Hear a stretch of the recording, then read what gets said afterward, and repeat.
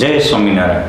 વાલા મુક્તો, મારે આજ વાત કહેવી છે કરુણા નિધિની, અપાર કરુણાની, પુરુષોત્તમ નારાયણના અતિ દયાળુ વ્યક્તિત્વની. ભગવાન સ્વામિનારાયણ માટે નિષ્કુળાનંદ સ્વામીએ ભક્ત ચિંતામણીમાં લખ્યું છે. સ્વામી કહે છે કે અપાર કરુણા, અપાર ક્રિયા, અપાર દયા છે દલમાં, અપાર ધીર ગંભીર ઘણા, નવ કળાય કોઈના કળમાં, કોઈના કળા કળાય નહીં, કોઈના મનના માપમાં આવે નહીં, બુદ્ધિની બાથમાં ભીડાય નહીં. એવા કરુણાના સાગર એટલે ભગવાન સ્વામિનારાયણ. આ ભગવાનની કરુણા એ બધાનો માટે સમાન રીતે વહી રહી છે. જે રીતે સૂર્ય સર્વને પ્રકાશ આપે છે, જે રીતે મેઘ સર્વત્ર વરસે છે, એ જ રીતે પ્રભુની કરુણા સર્વત્ર વરસી રહી છે. પરંતુ જે દીન થાય છે, જે પોતાના જીવનનો સદુપયોગ કરે છે, એ ભગવાનની કૃપા ત્યાં એના અહંકારના પડદાને તોડીને પ્રગટ થાય છે. આપણી અહમની પટ્ટી ઈશ્વરની કરુણા આપણને દેખાવા દેતી નથી. મજાની વાત છે, ધુવા ગામમાં બહુ લુહાર ભક્તો રહેતા. એ વખતે કહેવાય છે કે ધુવા ગામમાં 10,000 જેટલા લુહાર ભક્તો લોખંડ ઉપર કામ કરતા હતા. એ પૈકીના એક ભક્તરાજ એટલે રામ સેવકદાસ, નરસિંહાનંદ સ્વામી, સુખાનંદ સ્વામી, દયાનંદ સ્વામી વગેરે ધુરંધર સંતોના યોગમાં આવવાથી સત્સંગના રંગે રંગાયા. સત્સંગના રંગે રંગાયા પછી પોતાના જીવનની એક પણ પળ નવરાશમાં ખોટી વ્યર્થ ગુમાવતા નહીં, પળ પળનો ઉપયોગ કરતા. આ વિશ્વમાં એ જ વ્યક્તિ મહાન બને છે કે જે પોતાને ભગવાને આપેલી સંપત્તિ, સમય અને શક્તિનો સદુપયોગ કરે. આ રામસેવકદાસ એવા હતા. એક દિવસ મંદિરમાં, જ્યાં ઉત્તમાનંદ સ્વામીએ મંદિર બંધાવ્યું હતું, સુખાનંદ સ્વામીને નરસિંહાનંદ સ્વામીએ ભેગા મળીને મંદિર બંધાવ્યું હતું, ત્યાં નવરા પડ્યા એટલે સીધા બપોરે 3 વાગ્યે જઈ અને ભગવાનની માનસી પૂજા કરી અને માળા કરતા હતા. જો સમજવા જેવું, નવરાશની આપણે કેવા છીએ એનું માપ હું, નવરાશની પળમાં આપણે શું કરીએ છીએ એવા છીએ. આજે ઘણા એવા હોય, નવરા થાય એટલે સીધા મોબાઈલ લઈને મંડી પડે. ત્યારે ઘણા એવા હોય, નવરા થાય એટલે ફિલ્મ જોવા જાય. ઘણા એવા હોય, નવરા થાય એટલે જ્યાં ત્યાં ફરવા વ્યા જાય. આ નવરાશની પળનો જે ઉપયોગ કરીએ છીએ આપણે માહિલો બતાવે છે. ભગવાન વેદ વ્યાસનું વચન છે, ક્રિયા આશયાન કથઈ હતી. માણસ બોલે છે એ મહત્વનું નથી, કરે છે શું એ મહત્વનું છે. આજે જો હવે થોડાક સમયમાં બાળકોને વેકેશન પડશે તો જે બગડવાના હશે એ જ્યાં ત્યાં જશે અને વેકેશનનો દુરુપયોગ કરશે, જગતમાં આખા દુનિયાનું કચરું ભરશે.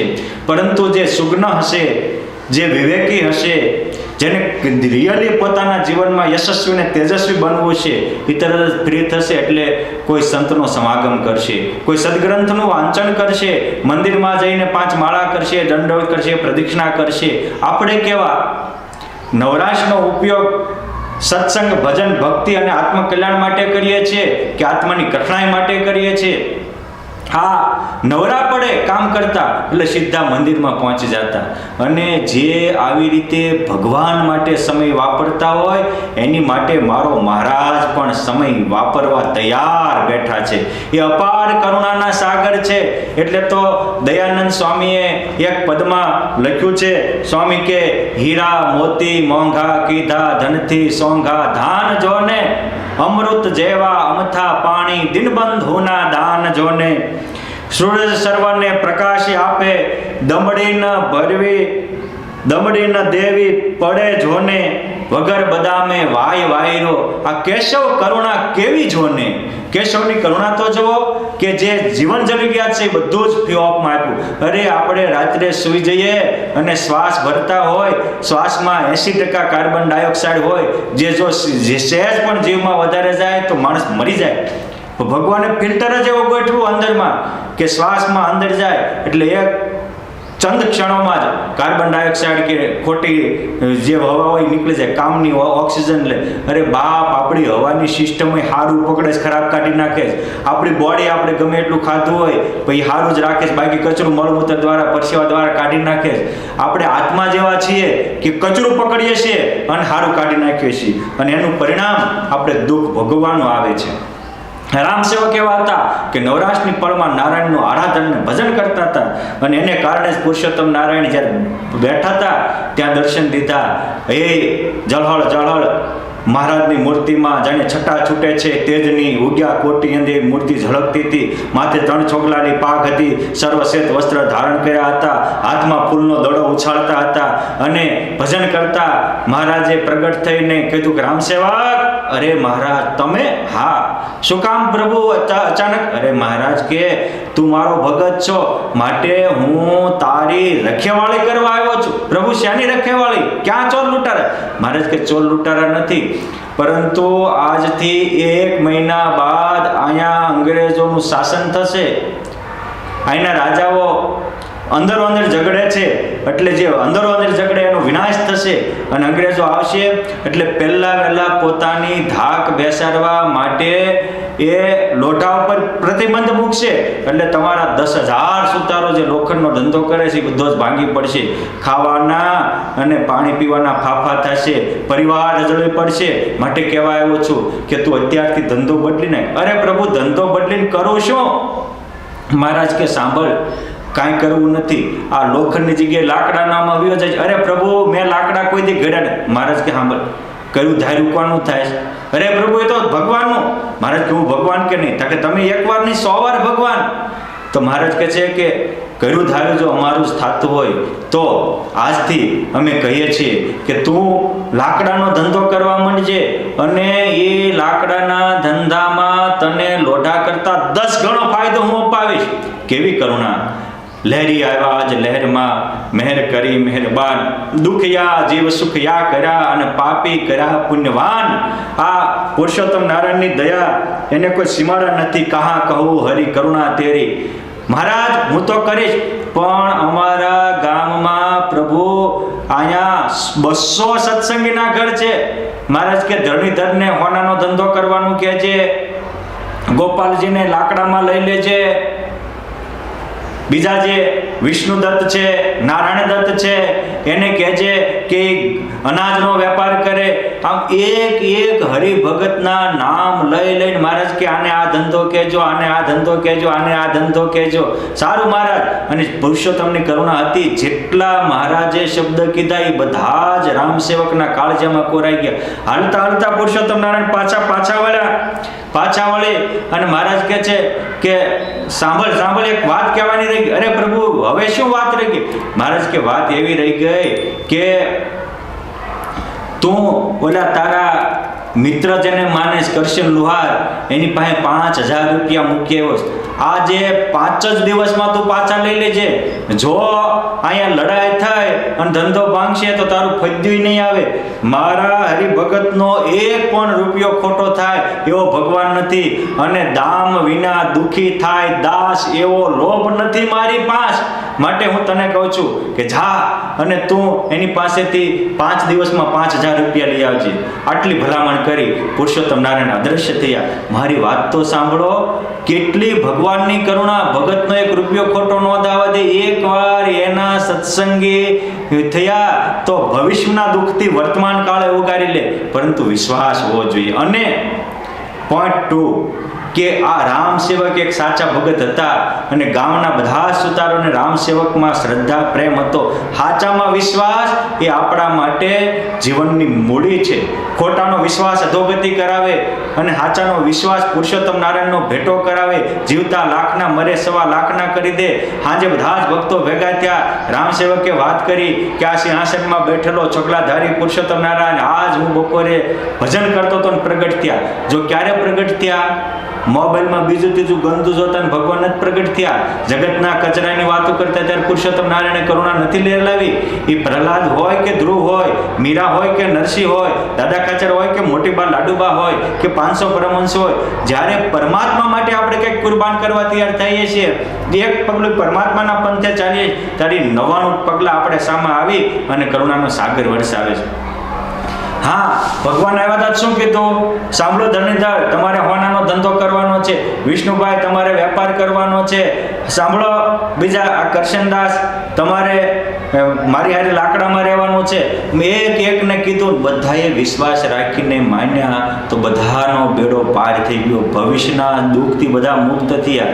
અને અમુક હતા એ કેવું એમ ભગવાન આવતા હશે, આ તો આમથી આમ તો પોતાની મોટા આંખમાં એવી બધી વાતો કરે છે. જે શંકા એ મોત છે, શ્રદ્ધા એ પરમાત્માને પામવાનું ઓક્સિજન છે. જેમ ઓક્સિજન વગર જીવી ન શકે એમ શ્રદ્ધા વગર જીવી શકે ન શકાય. આખા વિશ્વમાં જે કાંઈ સર્જન છે એ પણ શ્રદ્ધાનું સર્જન છે, અને જે કોઈ ચમત્કાર છે એ પણ શ્રદ્ધાના ચમત્કાર છે. આ શ્રદ્ધા ભાવથી પૂજા કરતો હતો તો પરમાત્મા પ્રગટ થયા. શ્રદ્ધા ભાવથી ભજન સેવા કરતા હતા, ભગવાને દર્શન દીધા. એનું એ વડતાલ ધામ છે, એના એ હરિકૃષ્ણ મહારાજ છે, અને એનું એ પ્રેમાનંદ સ્વામીનું હરિ કૃષ્ણ હૈયાનો મારો હાર છે જીહો, એ જોજને જીવું છું તારી મૂર્તિ રે. એનું એ પદ છે. પ્રેમાનંદ સ્વામી એ પદ બોલ્યા ત્યાં પુરુષોત્તમ નારાયણ પ્રગટ થયા, હાર પહેરાવ્યો અને આંસુના જળથી પરસ્પરના અભિષેક કર્યા. એ પ્રેમાનંદ સ્વામી બનીને આપણે ગાઈએ તો પુરુષોત્તમ નારાયણ આજે હોંકારા દેવા તૈયાર છે. રામ સેવક બનીને આપણે ભજન સેવા કરીએ, મહારાજ આપણા પણ કષ્ટ કાઢવા તૈયાર છે. કેમ જે આ સત્સંગમાં સદા પ્રગટ રહેવાનું પુરુષોત્તમ નારાયણનું વિરોધ છે. સત્સંગી થાય એના સોળને દુઃખ કાંટે મટાડવાનું પુરુષોત્તમ નારાયણનું વિરોધ છે. બધા ભક્તોએ માન્યા એ ફાવી ગયા, અને ન માન્યા એ મરી ગયા. પછી મહારાજે કહ્યું એમ રામ સેવક થોડાક દિવસ પાસે જ કરશનદાસ બીજા હતા લુહાર, એની પાસે 5000 માગતા, એ પણ લઈ આવ્યા. પુરુષોત્તમ નારાયણની ભવિષ્યવાણી સત્ય ઠરી, અને અંગ્રેજ અને ત્યાંના રાજાનું યુદ્ધ થયું. એમાં ત્યાંના રાજા પરાજિત થયા, અને બધા જ લોખંડ ઉપર એને સ્ટે મૂકી દીધો. એને કારણે બીજા બધા જ દુઃખી થયા. સત્સંગી સોળે કળાએ ખીલી ઉઠ્યા, અને કુસંગીના મોઢા કાળા થયા. માટે સુખિયા થવું હોય તો દરેક સદગ્રંથો કહે છે કે બાપ, કુસંગ ત્યાગીને સત્સંગ કરો, દુર્ભાવ ત્યાગીને સદભાવ કરો. એ જિંદગીનો દુરુપયોગ ટાળવાનું બંધ કરો, અને સદુપયોગ કરો. આપણે પણ રામ સેવકની જેમ પરમાત્માની કૃપાને પાત્ર બનવું હોય તો આવી રીતે જિંદગીનો સદુપયોગ કરીએ. મુક્તાનંદ સ્વામી કહે છે કે હરિ કૃપા તબ જાનિએ જબ ઉપજત વૈરાગ, મુક્ત કહે તે હોત હે સહજ વિષય સુખ ત્યાગ. અને વિષય સુખનો ત્યાગ થાય, ભગવાનને સંતમાં અનુરાગ થાય, એ પરમાત્માની મૂર્તિમાન કૃપા છે. વળી કહે છે હરિ કૃપા જબ તબ જાનિએ મિલત સંત કો સંગ, મુક્ત કહે પ્રભુ પ્રગટ કો ચડત તાહી કો રંગ. સાચા સંતનો સંગ મળે તો એ આપણને પ્રગટમાં પ્રેમ કરાવે, ત્યાં શ્રદ્ધા જગાવે. એ ભગવાનની મૂર્તિમાન કૃપા છે. સાચા સંતનો સંગ મળે. આજે મને થોડા દિવસ પહેલા જ એક ભક્તએ પ્રશ્ન કર્યો તો ભગવાન પ્રગટ છે એવું કે બધા કહે છે, તો પ્રગટ કેમ માનવા? કારણ કે હવ એવું કહે છે કે અમારા ગુરુ જ ભગવાન છે, અથવા અમારા ગુરુ રૂપે જ ભગવાન પ્રગટ છે. મેં કીધું જો જે ઉપર પરમાત્માની કરુણા થઈ છે એ ગુરુ રૂપી ડબલીમાં પુરાઈ ગયેલા ઉપર નહીં થાય. હા, ગુરુ પરમાત્માને પામવાનું દ્વાર અવશ્ય છે, પણ ગુરુ માં જ ભગવાન પ્રગટ છે આવી વસ્તુ સ્વામિનારાયણ સંપ્રદાયમાં કે આપણા સનાતન ધર્મમાં નથી. ગુરુ માધ્યમ છે. ભગવાને કહ્યું કે હું મૂર્તિ રૂપે પ્રગટ રહીશ, મંત્ર રૂપે પ્રગટ રહીશ, સદગ્રંથ રૂપે પ્રગટ રહીશ, ચરિત્ર રૂપે પ્રગટ રહીશ, એક શાસ્ત્ર રૂપે સદગ્રંથો રૂપે પ્રગટ રહીશ. આ બધા જ રૂપે ભગવાન પ્રગટ છે. અને આ પ્રગટ જે 5 રૂપ કયા, એ મારા તમારા આત્મામાં પરમાત્મા પ્રગટ થાય ત્યારે એ પ્રગટની વાત સત્ય થાય. આપણા એક પરમહંસોએ પોતાના આત્મામાં પરમાત્મા પ્રગટ કર્યા હતા, ત્યારે એને ખુમારી જાગી હતી. એટલે બ્રહ્માનંદ સ્વામી લખે, કામ ક્રોધ લોભ વિષય નાશકે નડી, માવજી કેરી મૂર્તિ મારા અંતરમાં ખડી. ત્યારે જ આપણા દોષ જશે.